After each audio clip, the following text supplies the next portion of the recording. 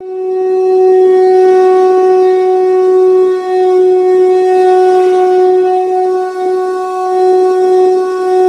प्रिय मित्रों, मैं ज्योतिषकार कमल आप सबका हार्दिक अभिनंदन करता हूं आपके अपने इस प्यारे यूट्यूब चैनल एस्ट्रो कमल में। दोस्तों, आज हम फिर लक्ष्मी जी की एक प्यारी साधना के बारे में बात करेंगे जो भारत में बहुचर्चित है और भारत के अलावा बाहर जो भारतीय नागरिक रहते हैं वो भी इस साधना में इंटरेस्टेड रहते हैं, वो भी इस साधना को करते हैं। क्योंकि क्या है, ये साधना है ना, जो आज हम साधना बता रहे हैं, ये अष्टलक्ष्मी की साधना है। और अष्टलक्ष्मी की साधना आपके जीवन में सुख के 8वां द्वार खोल देती है। अब आप कहोगे कि 8 सुख तो 7 ही होते हैं, 8 द्वार कैसे खोल देती है? सुख 7 होते हैं, लेकिन एक सुख और होता है जो मन का सुख होता है। 7 सुख है लेकिन आदमी मन से दुखी है। 7 सुख है, आदमी मन से दुखी है, तो कैसा सुखी? तो जो सिद्ध लक्ष्मी की साधना होती है, सिद्ध लक्ष्मी की साधना जो अपन साधना करते हैं ना, उन साधनाओं में जो सिद्ध लक्ष्मी की साधना होती है, ये मन की साधना होती है। तो मन सुखी तो सब सुखी, सारे सुख आपको मिलेंगे। साथ में 8वां सुख जो होता है, 7 सुख जो आप गिनते हैं, गिनाए जाते हैं, उन 7 सुखों के अलावा 8वां सुख जो मानसिक सुख होता है, साइकिक जो सुख होता है, वो साइकिक सुख भी आपको प्राप्त होगा। क्योंकि साइकिक सुख से ही सारे सुख बंधे होते हैं। तो इसलिए एक लक्ष्मी को बीच में और 7 लक्ष्मियों को, लक्ष्मी के जो 7 स्वरूप है उनको आजू बाजू दिखाया जाता है।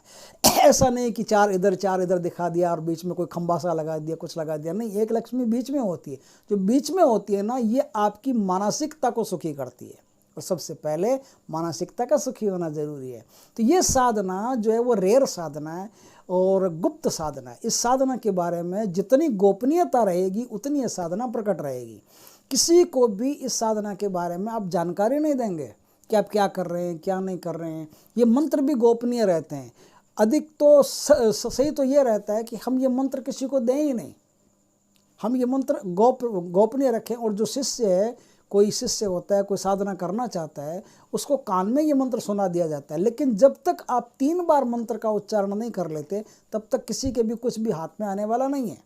तो जब दीक्षा होती है तो 3 बार कान में गुरु मंत्र देता है, तब आपको ये दीक्षा प्राप्त होती है। जब तक 3 बार नहीं दिया जाता तब तक मंत्र आपके किसी काम का नहीं है।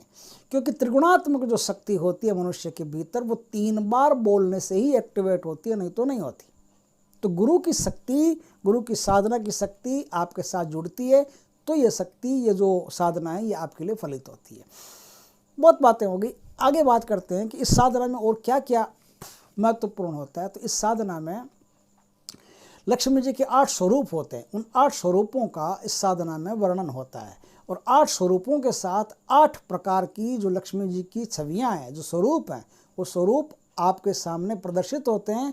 और 8 रास्तों से, 8 दिशाओं से आपको लक्ष्मी माता अपनी कृपा करती है और धन धान्य से परिपूर्ण कर देती है। उन 8 रूपों में जो पहला रूप होता है वो आदि लक्ष्मी का होता है। आध लक्ष्मी या आदि लक्ष्मी, कुछ भी कहो, वो रूप होता है आदि लक्ष्मी का रूप। दूसरा जो रूप होता है वो धन्य लक्ष्मी का माना जाता है। धन्य लक्ष्मी यानी कि प्रॉपर जमीन से संबंधित जो अपन अनाज वगैरह उगाते हैं ना, ये कृषि कर्म होता है। तो कृषि कर्म से संबंधित आपके जीवन में अच्छे फल प्राप्त हो, इसलिए धन्य लक्ष्मी है। तीसरे नंबर पर धैर्य लक्ष्मी होती है। धैर्य लक्ष्मी क्या होती है कि यदि आपके ज़मीन में कोई धन निकल गया हो या अचानक आप धनवान बन गए हो, तो क्या होता है कि अचानक जो धनवान बन जाता है ना, उनके हड़बड़ी अंदर पैदा हो जाती है। और वो हड़बड़ी में बहुत सारे ऐसे गलत काम कर लेते हैं या प्रचार प्रसार कर देते हैं, तो सरकारी दंड भी मिलता है और आध्यात्मिक दंड भी मिलता है। क्योंकि जब गोपनीय धन किसी को प्राप्त हो, आप, मैं गुप्त धन से संबंधित एक बात बता रहा हूँ, उसको थोड़ा ध्यान से सुने कि यदि जिंदगी में कभी गोपनीय धन प्राप्त हो, आपको जमीन से प्राप्त हो या कहीं से भी, उसके बारे में जैसे ही आप किसी और को कह देते हैं कि हमको ऐसा ज़मीन से धन प्राप्त हुआ, कहने के साथ ही सारा धन दूषित हो जाता है। और कहने के साथ ही सारा धन दूषित होकर के फिर जो आपके पास कुछ बचा कुचा होता है ना, उसे भी वो साथ लेकर के निकल जाता है और आपकी ऐसी दुर्गति करता है कि आप कल्पना नहीं कर सकते। जमीन से जो गुप्त धन था, वो गुप्त धन का मतलब है कि गुप्त ही रहना चाहिए। आप कोई भी कारोबार करो, कुछ भी करो, पैसा आएगा तो काम तो करेगा आदमी, लेकिन गोपनीयता इतनी गजब की रहनी चाहिए कि कानों कान खबर नहीं चलनी चाहिए कि आपके पास क्या है, कितना है, कैसे आया, कहाँ से आया, इसकी किसी को खबर नहीं रहनी चाहिए।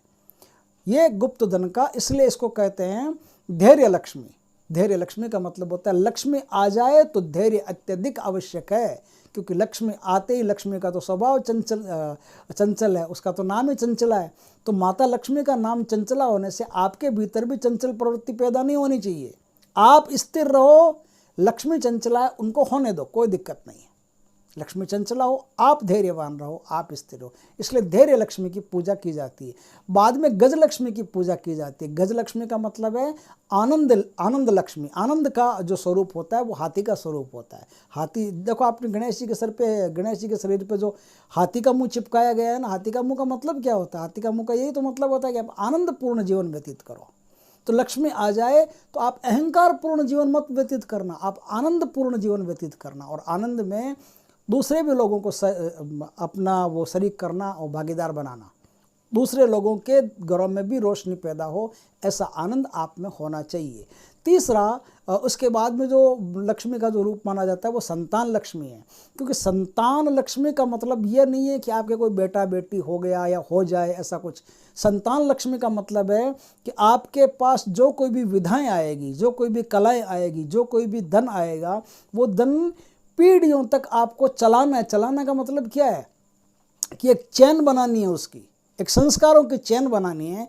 धन से संस्कार पैदा करने हैं, धन से धार्मिकता पैदा करनी है, धन से बहुत सारे कर्म करने, जो अच्छे अच्छे कर्म आप अपनी पीढ़ियों दर पीढ़ियों को देते जाओ, समझे ना। तो इसे कहते हैं संतान लक्ष्मी। संतान लक्ष्मी का इतना ही मतलब नहीं होता है कि संतान नहीं और हो जाए। उसके बाद में आती है वीर लक्ष्मी या विजय लक्ष्मी। वीर लक्ष्मी या विजय लक्ष्मी, इसका अर्थ यह है कि आप अपने जीवन में कर्म के आधार पर धन प्राप्त करोगे, हराम का, मुफ्त का धन प्राप्त नहीं करोगे। आप अपने जीवन में कर्म के आधार पर, यदि सरकारी नौकरी भी लग गई है तो ये नहीं कि किसी के को डॉक्टर बन गए तो किसी के पेट में कैंची और चिमटी छोड़ने वाले डॉक्टर बन गए, नहीं, वो डॉक्टर नहीं बनना है। डॉक्टर बन गए तो आपको चिकित्सा के क्षेत्र में पूर्ण ज्ञान प्राप्त होना चाहिए और पूर्ण कर्म उसमें लगा देना चाहिए। ये आपके अंदर की वीरता है, वो वीरता को आप उस मैदान में प्रदर्शित करोगे, तब ये लक्ष्मी आपके लिए अपना द्वार खोलेगी। इसे वीर लक्ष्मी या विजय लक्ष्मी कहते हैं। मन पर जो विजय प्राप्त कर लेता है उसे विजय लक्ष्मी कहते हैं। षड्शत्रुओं पर जो विजय प्राप्त कर लेता है उसे विजय लक्ष्मी कहते हैं। तो विजय लक्ष्मी जीवन में इस प्रकार से आती है। विजय लक्ष्मी के बाद में विद्या लक्ष्मी आती है।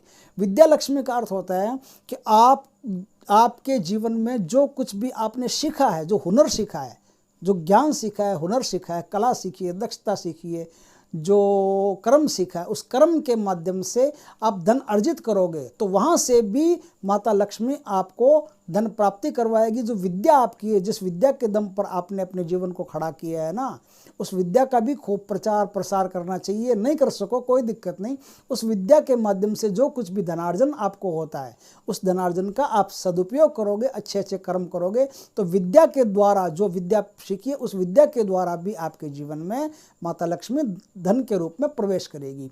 और 8वां रूप उनका होता है ऐश्वर्य लक्ष्मी का। ऐश्वर्य लक्ष्मी का अर्थ है कि आप अपने जीवन में ऐश्वर्यपूर्ण रहोगे, ऐश्वर्यपूर्ण ढंग से रहोगे, यानी शालीनता से रहोगे। ऐश्वर्य का मतलब क्या है? ऐश्वर्य का मतलब भौतिकता नहीं है। आप थोड़ा सा इस बात को समझ लें कि ऐश्वर्य जब कहा जाता है तो ऐश्वर्य का मतलब ये नहीं कि गाड़ी ले आए, बंगला ले आए, ये हो गया वो हो गया, ये तो होना ही चाहिए, ये तो होना ही चाहिए।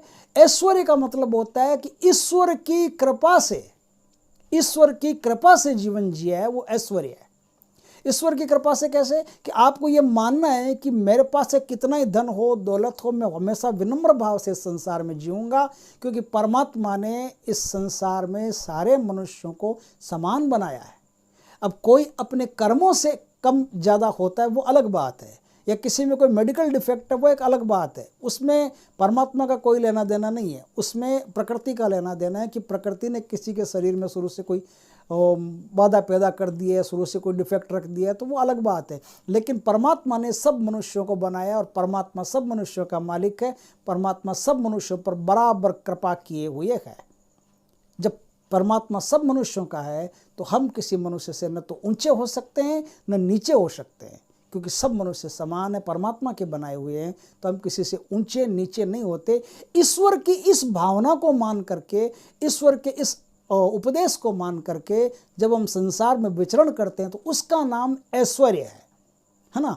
तो जब आपके पास धन आए तो सबको समान दृष्टि से देख करके आप उस धन का उपयोग करते हो, ये ऐश्वर्य है। इसे ऐश्वर्य लक्ष्मी कहते हैं। इस प्रकार से 8 जो लक्ष्मियाँ होती है, 8 लक्ष्मियों को जो रूप होते हैं, 8 तरीके से 8 रूपों से लक्ष्मी आपको प्राप्त होती है। अब ये तो बातें हो गई कि प्राप्त होती है, लेकिन होती कैसे है इसकी बात हम आज करते हैं। अष्टलक्ष्मी की साधना बहुत ऊंची और बहुत अच्छी साधना मानी जाती है। जिसने अपने जीवन में अष्टलक्ष्मी की साधना कर ली उसके पीढ़ियों तक लक्ष्मी नष्ट नहीं होती।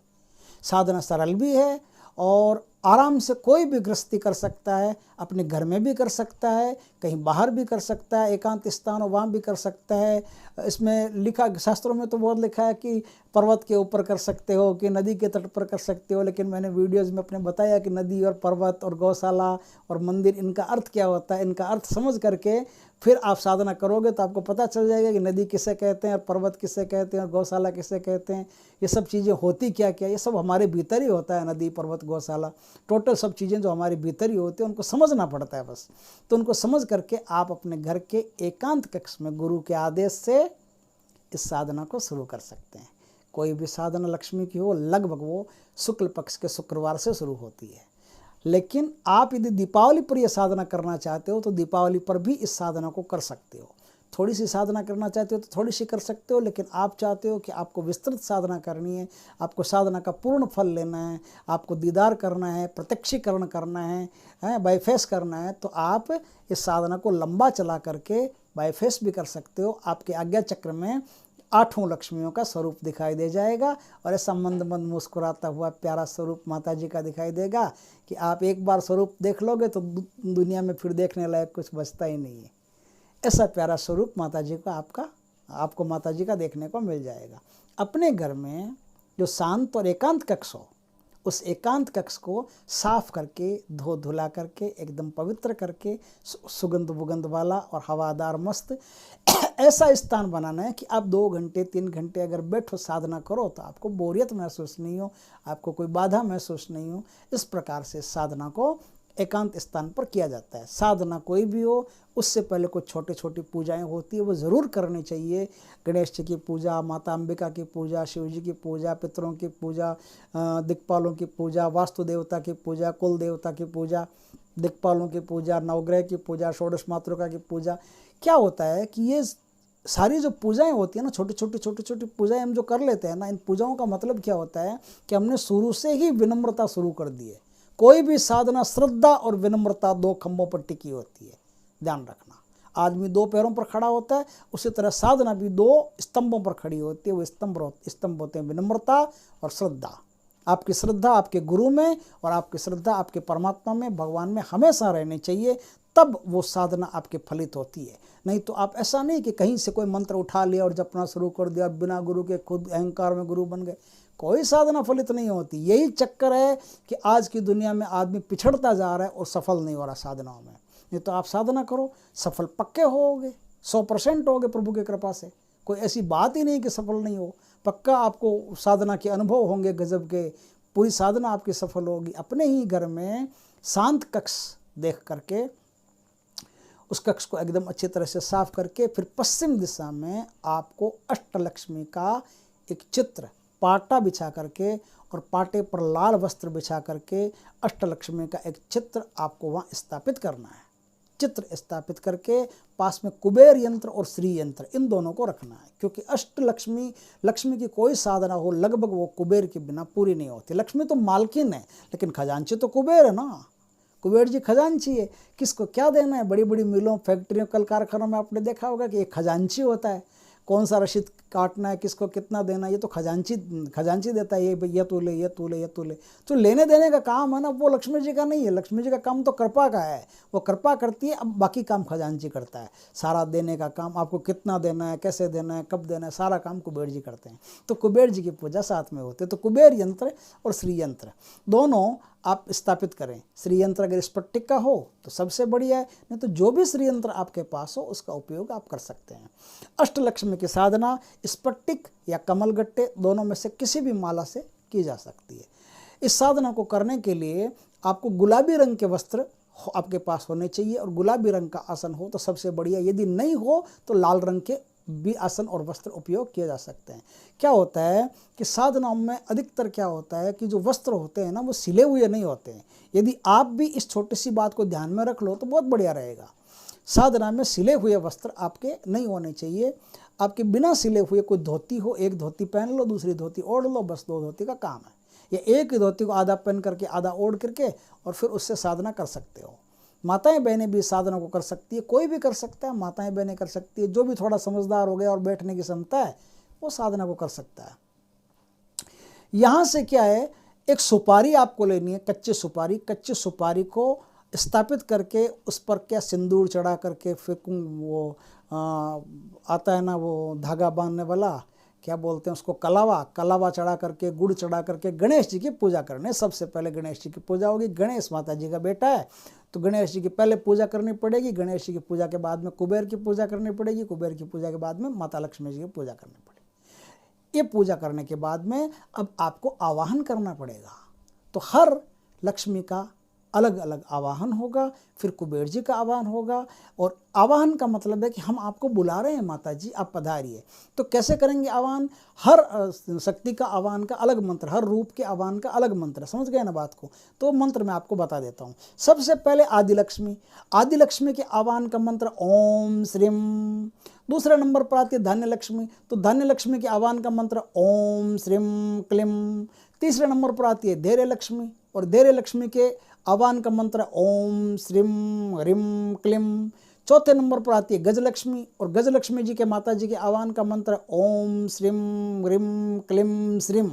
पांचवें नंबर पर आती है संतान लक्ष्मी। संतान लक्ष्मी के आवाहन का मंत्र ओम ह्रीम श्रीम क्लीम।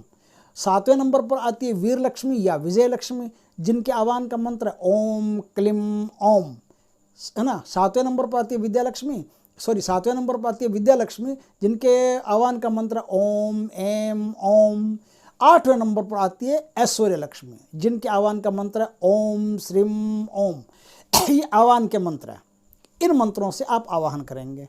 अब आप कुबेर जी का आह्वान करेंगे तो कुबेर जी के आह्वान का मंत्र ओम वित्तेश्वराय नमः, इस प्रकार से आह्वान करेंगे। लेकिन ये आह्वान करने के बाद में षोडशोपचार पूजा करनी है आपको, है ना। धूप दीप नैवेद्य चावल चंदन कुमकुम रोली मोली, है ना, और जल से चंदन सबसे जो भी पूजा विधि आप जानते हैं अच्छी तरह से, या किसी पंडित जिसको बुला करके आप करवा सकते हैं। तो षोडशोपचार माता जी की पूजा आपको करनी है। आह्वान में 2 चीज़ें हैं, एक तो आपको माता जी को बुलाना है और दूसरा माता जी को स्थान पर बिठाना है ना। तो विराजमान करना है। विराजमान करना और आह्वान करना, इन दोनों की 2 मुद्राएं होती है। उनका क्या करना है आपको, मुद्राएं कैसे करनी है मैं बता देता हूँ। देखिए, ये जो आपके हाथ हैं, इन हाथों में ये जो उंगली है तीसरे नंबर की सूर्य भगवान की उंगली, अनामिका उंगली, इस अनामिका उंगली के जो तीसरा पौर है, तीसरा पौर ना, 1 पौर 2 पौर तीसरा पौर, या नीचे से गिनो तो 1 पौर 2 पौर तीसरा पौर, उससे अपने को मतलब नहीं। अपने को मतलब है कि जहाँ से अंगुली जुड़ी है ये पौर है, ये पौर, ध्यान से देखें ये पौर। इस पौर पे आपको अंगूठा देना है। क्या देना है? अंगूठा देना है। इस पौर पे अंगूठा देना है। लेकिन कैसे देना है? दोनों हाथों में इस पौर पे अंगूठा दे करके आप ऐसे कर लीजिए, ऐसे मिला लिया आपने, एकदम इजी है, बिल्कुल सरल है ना। अनामिका उंगली के जो सबसे नीचे वाला पौर है उस पर अंगूठा दे लिया। अंगूठा दे करके आपने इसको ऐसे मिला लिया और ऐसे मिला करके जो मणिपूरक चक्र होता है ना अपना हृदय में, यहाँ है ना, हृदय के नीचे मणिपूरक चक्र होता है, उस मणिपूरक चक्र पर आप इसको ऐसे रख लीजिए। ऐसे रख करके और आप 10 बार सांस लीजिए और सांस लेने के साथ में ऐसी कल्पना कीजिए कि माँ लक्ष्मी आपके घर आ रही है। फिर सांस चली जाएगी। फिर दूसरी बार जो सांस आने के साथ आपको ये कल्पना करनी कि माँ लक्ष्मी आपके घर में आ रही है। इस प्रकार के 10 प्राणायाम हो जाएंगे। आपको धीरे धीरे सांस लेनी है, धीरे धीरे सांस छोड़नी है। ये हो गई आवाहन मुद्रा। ये मुद्रा करेंगे ना तो ये मुद्रा करने का मतलब है कि आप माता लक्ष्मी का आह्वान कर रहे हैं। और अब क्या करना है, आह्वान आपने कर लिया, माता लक्ष्मी का आह्वान कर लिया, कुबेर जी का आह्वान कर लिया। पहले मंत्रों से कर लीजिए, फिर मुद्राओं से कर लीजिए। अब क्या है, अब उनको बैठने के लिए स्थान देना, यानी विराजमान करना। तो विराजमान करने के लिए स्थानीकरण मुद्रा होती है। तो स्थानीयकरण मुद्रा कैसे होती है वो भी मैं आपको बता देता हूँ कि जो आपने ये मुद्रा की जो आपने अभी थोड़ी देर पहले ये मुद्रा की, इसी मुद्रा को अब आप उल्टा कर देंगे, ऐसे उल्टा कर देंगे। अपन कहते हैं ना यहाँ बैठिए ना, यहाँ बैठिए ऐसे कहते हैं ना, है ना, किसी को बैठने के लिए यहाँ बैठिए, तो वो यहाँ बैठिए है, यहाँ बैठिए। ये जो मुद्रा बनी है, इस मुद्रा में नीचे हुई है जो आपका अंगूठा है वो तीसरे पैर पर लगा हुआ है, और अब आप स्थानीयकरण करवा रहे हैं उनको बैठने के लिए कह रहे, निमंत्रण दे रहे हैं कि माता जी यहाँ बैठिए आप। मतलब उनको कह दिया तस्वीर में माता जी बैठेंगी। अब तस्वीर आपकी जागृत तस्वीर है, और जागृत तस्वीर के सामने आपको अपने मंत्र जाप करने हैं। सब कुछ बता दिया मैंने। पश्चिम दिशा में मुंह रख करके मंत्र जाप करना है। लाल वस्त्र हो, गुलाबी वस्त्र हो, दोनों में से कोई भी हो वस्त्र करना है। शुद्ध घी का दीपक जलाना है आपको। सुपारी पर गणेश जी बनाना है। सारी विधि आपको मैंने लगभग समझा दी है। कोई भी चीज़ अगर मैं भूल जाऊँ, क्या होता है कि फेस कैम वीडियो बनाते हैं ना, तो कोई छोटी छोटी चीज़ हम भूल भी जाते हैं, ऐसी कोई दिक्कत नहीं है। तो आपको लगे कि कहीं हम भूल गए हैं तो आप हमको वापस पूछ सकते हैं, कोई दिक्कत नहीं है उसमें, हम आपको बता देंगे। अब यहाँ से आपकी माला मंत्र शुरू होता है। मंत्र शुरू करने से पहले एक मैं और काम बता देता हूँ, वो काम आप ध्यान में रखेंगे तो बहुत बढ़िया रहेगा। इस मंत्र को जो आज बताऊँ, इस मंत्र को यदि आप लंबी साधना करें तो, छोटी करें तो कोई ज़रूरी नहीं है। लंबी साधना करनी हो आपको तो आप क्या करेंगे, या तो आप साधना से पहले कर सकते हैं, या फिर ऐसा हो सकता है कि आप साधना के बीच में कभी भी कर सकते हैं। इस मंत्र को लिख करके एक जो मिट्टी का कलश नहीं आता, छोटा मिट्टी का कलश आता है छोटा सा, है ना, हांडी जैसा बना हुआ, उसके अंदर कोई सामान वामान रखते हैं कुछ, तो मिट्टी का कलश ले आइए। उसके ऊपर एक ढक्कन भी आता है बराबर का, तो वो ढक्कन भी ले आइए आप। ला के साफ़ सुथरा करके, उसके धुला करके, साफ़ सुथरा करके, सूखा करके वापस। अब उसमें क्या करना है, भोजपत्र आता है बाज़ार में उससे भोजपत्र लाइए। अनार की लाइए कलम, अनार की कलम लाइए। अष्टगंध की स्याही आप कहीं से भी ले आइए, चाहे पूजा की दुकान से लाए चाहे कहीं से भी।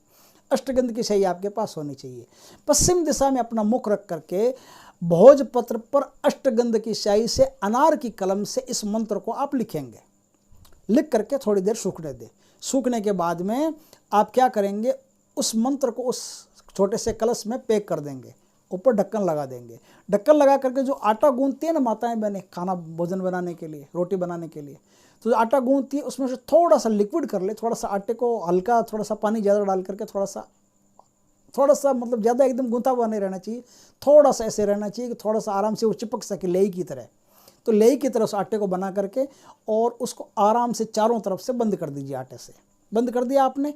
अब वो एकदम पैक हो गया, उसमें हवा भी नहीं जा सकती, ऐसा पैक हो गया। अब उस कलश को ले जा करके आपको कोई भी बहती हुई नदी है, देखो मैं आप वीडियो लंबा होगा, मुझे पता है वीडियो लंबा होगा, लेकिन ये वीडियो सिर्फ साधकों के लिए ही है, क्योंकि और तो किसी को कुछ मतलब नहीं है। जो साधना करना चाहते हैं उनके लिए है, इसलिए मुझे पूरी बात बताना मेरा धर्म बनता है। आप बार बार फ़ोन करके पूछोगे, उससे पहले तो मैं बता ही दूँ पूरी बात, क्या मतलब है। 2 मिनट 10 मिनट ज़्यादा ही तो खर्च होगा, इससे ज़्यादा कोई मतलब नहीं है। तो आप ध्यान से सुनिए और देर तक, जितने भी देर लगे वीडियो में बने रहिए मेरे साथ। मैं आपको एक एक चीज़ अच्छी तरह से समझाने की कोशिश कर रहा हूँ। अगर समझ गए तो आपके लिए बहुत बढ़िया है। अब क्या है भाई, वो जो कलश है वो विनम्रता पूर्वक अपने कमर तक के पानी में खड़े रह करके आप उस कलश को पानी में विसर्जित कर दीजिए। और विसर्जित करके आप ऐसी भावना कीजिए, भावना देना है उसमें, भावना कीजिए कि आपका मंत्र जागृत हो गया है और अब फटाफट आपको मंत्र सिद्ध हो रहा है, फटाफट आपको मंत्र सिद्ध हो रहा है।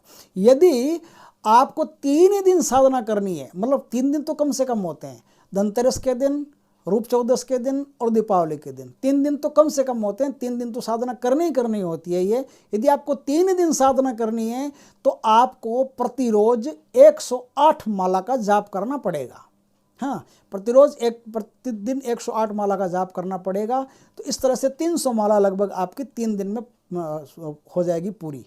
तो 3 दिन में 300 माला पूरी हो जाएगी ना, तो आपके इतने बहुत हैं, इससे आपकी माता की कृपा आप पर बनी रहेगी। लेकिन यदि आप चाहते हैं कि आपको विशेष कृपा मिले तो 42 डेज, 42 दिन तक साधना को अनवरत चलाना पड़ेगा। 42 दिन तक साधना को अनवरत चलाना पड़ेगा, विधि विधान से चलाना पड़ेगा।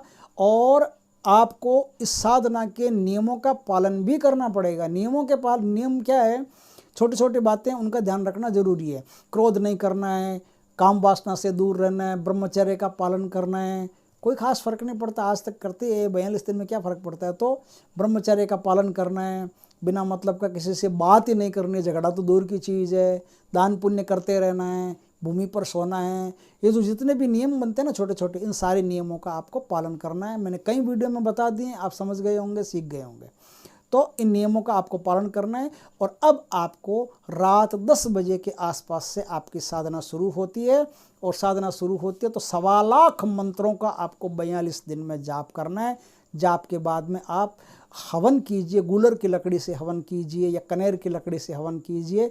आप विधि विधान से हवन करवाइए, कीजिए। और हवन करने के बाद में छोटी बच्चियों को घर बुला करके उनको भोजन करवा करके, दक्षिणा दे करके, पैर छू करके, आशीर्वाद ले करके फिर विदा कीजिए।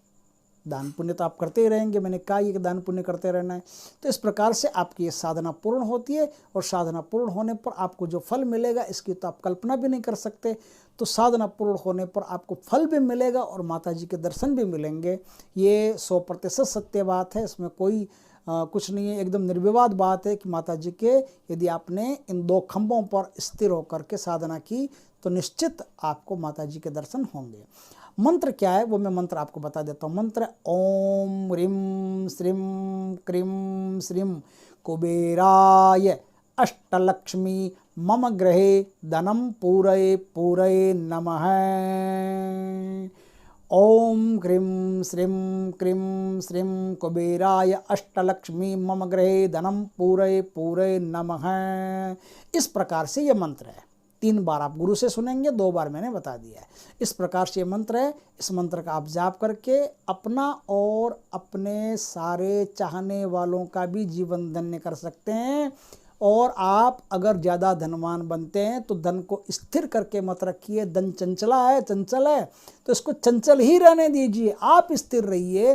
जैसे एक चाक चलती है कुम्हार की, उसके नीचे कील स्थिर रहती है, चाक चलती रहती है, लेकिन चाक कील को छोड़ करके कहीं नहीं जाती है।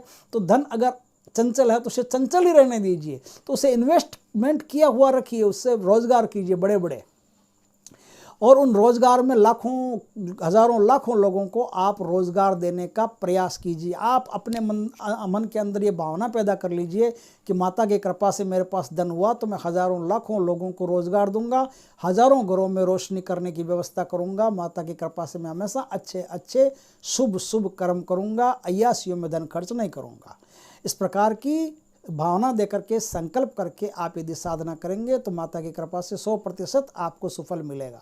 दोस्तों, अगर वीडियो अच्छा लगा हो तो लाइक करें, कमेंट करें, शेयर करें, और यदि पहली बार आप हमारे चैनल पर आए हो तो चैनल को सब्सक्राइब करें। पास में जो बेल आइकॉन का बटन है वो दबा दें, ताकि हमारे ज्ञानवर्धक, जानकारीपूर्ण वीडियो सबसे पहले आपके पास आ सके। जय श्री कृष्णा, जय माता की। आप भी कमेंट में लिखिए जय माता की, जय माता की दोस्तों।